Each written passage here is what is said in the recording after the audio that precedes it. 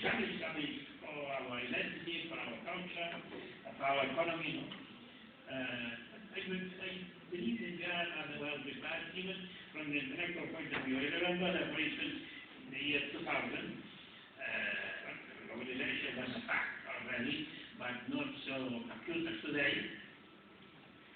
And I was invited to give a speech about this question, globalization and identities, that was the subject in Harvard. And I was rather satisfied with myself and with my company, because I think that, for instance, the